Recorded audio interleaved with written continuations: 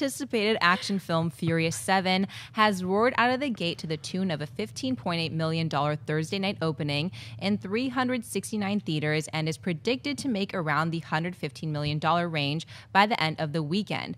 By comparison, the previous movie, Fast and the Furious 6, had a $6.5 million Thursday night opening in 2013 and wound up making $97 million for the weekend. Dennis, what do you think is behind the Furious 7 fast start? Well, first of all, the movie's making a lot more than even I anticipated. I predicted over 100, but under 110. So I was thinking like 105, 106, but 115 is a lot more. Not close to the 150 that John Schnepp predicted.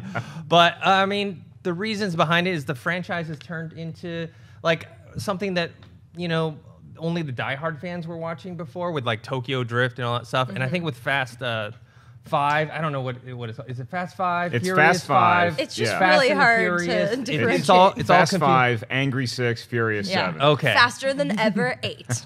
So for the fifth one, I think that was the breakthrough one. That when they added The Rock, the franchise Viagra, it took it to another level. It became more mainstream. It became like more of a blockbuster tentpole film that everyone wanted to see. And then the 6 built on that, and like the 7th one. But I mean, we have to talk about the elephant in the room. I mean, Paul Walker's passing has something to do with it. People are wanting to see it because they're interested in seeing his last film. And it's not like Universal is exploiting that fact or anything like that, but it's kind of like, remember with Heath Ledger and The Dark Knight, everyone just was clamoring to go see it. And we're going to be doing a spoilers for Furious 7 later today, so I'm not going to spoil the ending. I'll just say that there is a tribute to Paul Walker at the end, and it's nice and well done. So, Amy Rose, what do you think?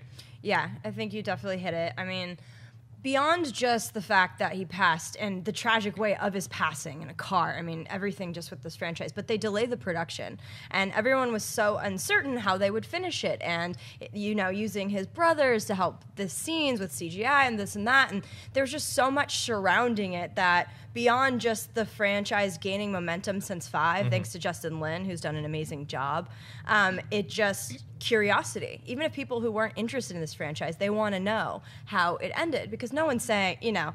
And then you add James Wan to the mix, who is a really accomplished director, and he's my love, horror junkie, you know, and he's so good at it. And you would think that would translate really well. So there's fresh life, and then the saddening ending of a life. And so there's just so much into this production. But yeah, I'm really not surprised. We should have done a box office pool because A, I love to bet, but B, I mean, I'm not surprised at all that John was shocked that it was sold out last night. I'm like, come on, it's been sold out for a week.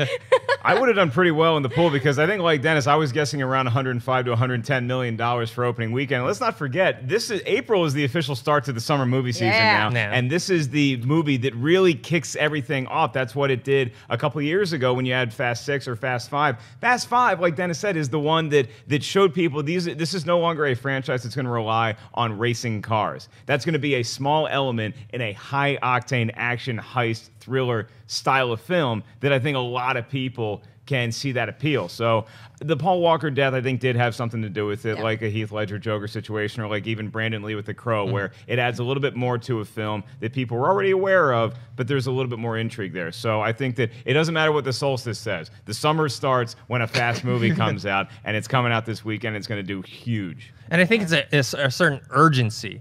People are like, oh, I'm not going to wait a week or two or wait for it to come on like home video or something like that. They're like, no, I need to see it now because everyone's going to be talking about it. And they're fun movies to see in the theaters when it's a packed house. People are laughing, they're high-fiving each other, they're being awed by that huge action sequence that they showed in the trailer is incredible. You need to see that on a big screen. And ridiculous. It's just like they have no sense of realism anymore. They're just like, let's just do the most ridiculous things. And I saw it at South by at midnight screening with Alicia, and I think people really respect wanting people to experience how they end it firsthand, because we did not spoil it. And, you know, the whole team was there, everyone saying, you know, for Paul, like, let's not talk about it. Let's everyone experience that. And I think people are respecting that. And that says a lot about just the love. I mean, they really do feel like a family, and you can feel that.